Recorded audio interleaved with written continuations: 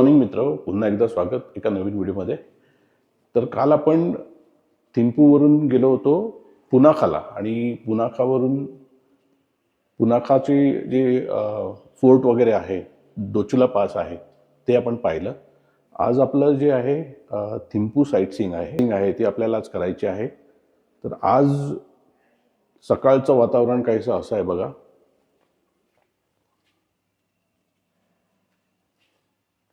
आपल्या रूममधून तुम्हाला दाखवतो. रूममधून खूप छान व्ह्यू आहे.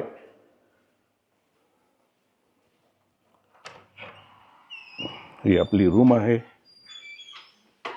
सामान थोडं अस्तव्यस्त झालेलं आहे, त्यामुळे माइंड करू नका. आणि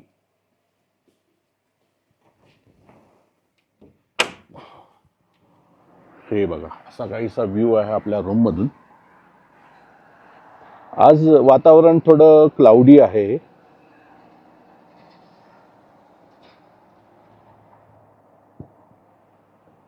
आणि थिंपू जी ॲक्च्युअल सिटी आहे ना, मेन सिटी, त्याच्या थोडंसं अगोदर आपण म्हणजे साधारण 2 किलोमीटर आधी आपण थांबलेलो आहोत. आणि थिंपू शहराला इथूनच सुरुवात होते ॲक्च्युली. आणि काल सकाळी जे होतं वातावरण ते थोडंसं वेगळं होतं. काल सकाळी खूप छान ऊन पडलं होतं.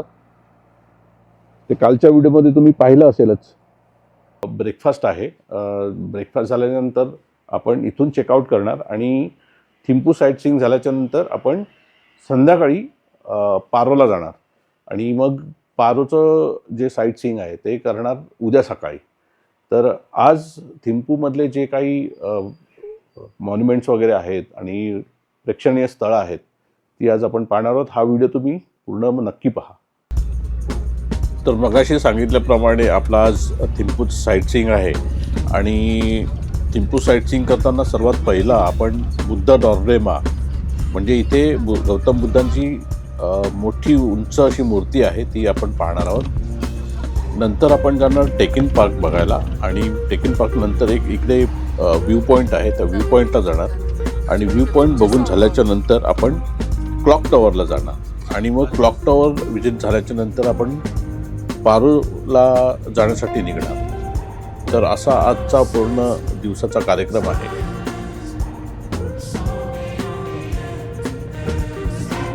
इथून बघा पूर्ण थिंपू सिटीचा नजारा दिसतोय. संपूर्ण थिंपू सिटी इथून दिसते.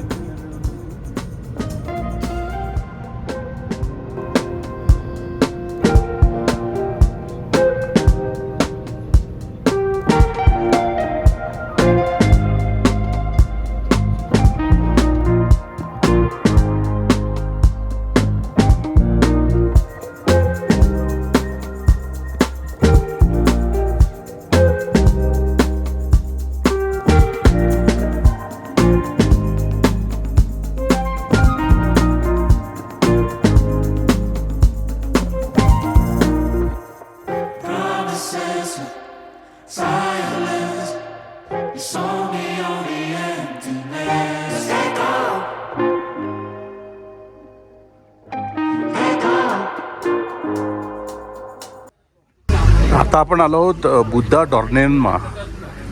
ते बुद्धांची मोठी मूर्ती आहे.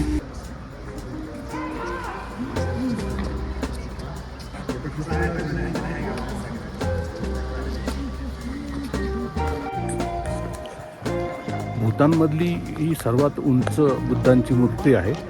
आणि याच्याबद्दलची संपूर्ण माहिती जी आहे ती आपली गाईड जी आहे ती गाईड सांगेल. आता आपण सध्या पुढे जाऊन थोडंसं फोटो सेशन वगैरे करून घेऊ. असा काहीसा परिसर आहे.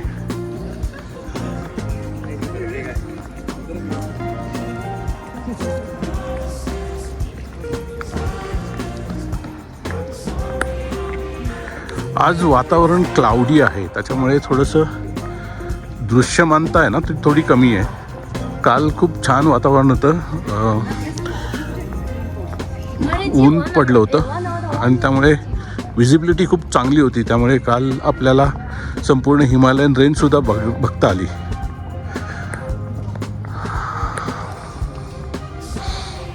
थंडावा पण वाढलेला आहे कारण सूर्य नाही आहे.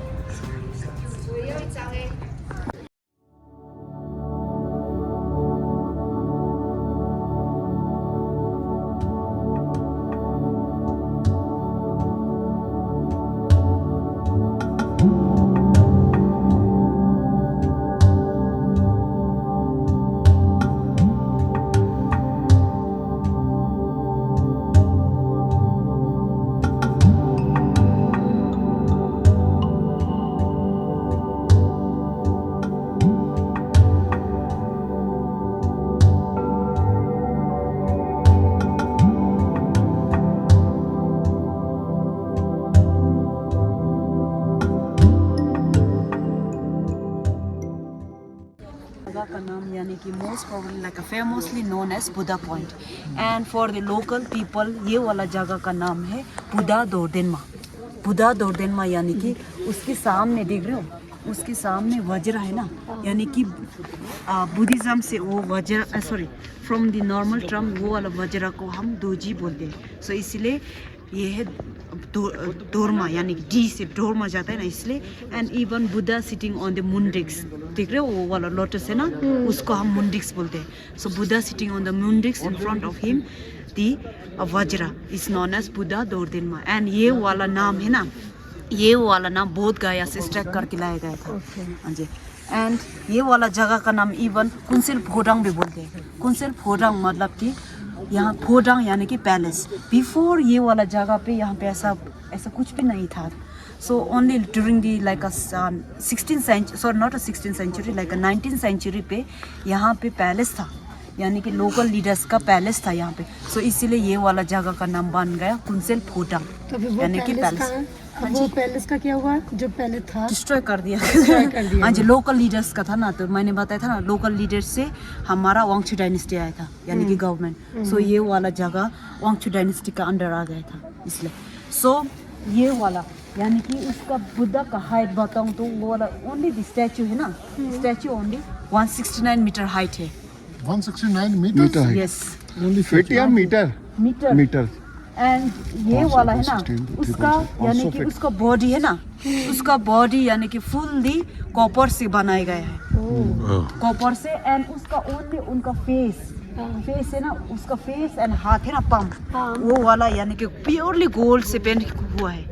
एंड उसका माथे पे है ना बीच में बिंदी है ना बिंदी बोलते हो ना आप लोग वो वाला यानी कि थर्ड आई की तरह मानते हो ना विजडम थर्ड आई यानी कि विजडम वो वाला यानी कि वो वाला क्रिस्टल है यानी कि समसेस that it cost.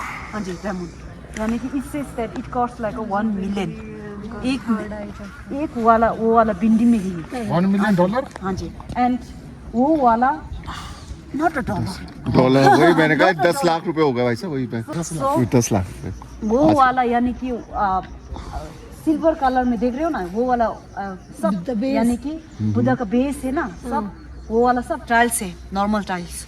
And in and around वो वाला छोटी छोटी स्टैचू है ना स्टैंडिंग वाला ये वाला यानी कि डाकिनी है.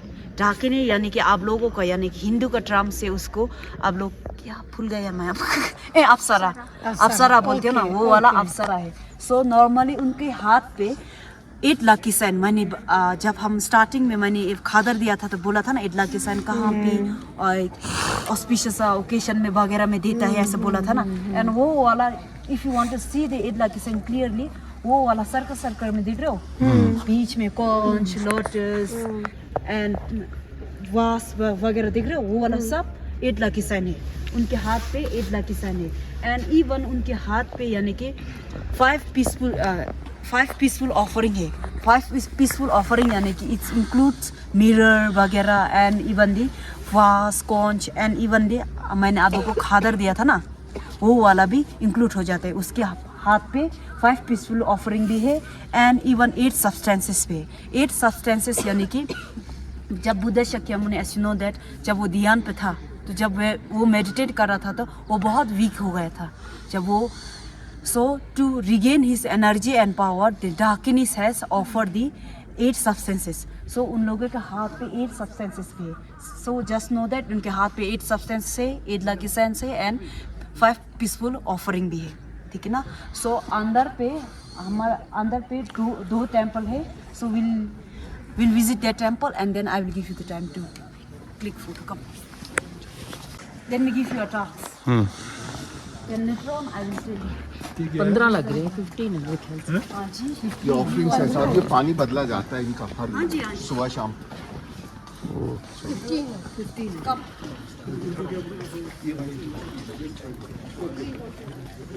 And when we go inside, from बुद्धाच्या स्टॅच्यूच्या खाली जी जागा आहे त्या हॉलमध्ये भरपूर काही पाहण्यासारखं आहे, पण तिकडे व्हिडिओग्राफी फोटोग्राफी अलाउड नाही आहे.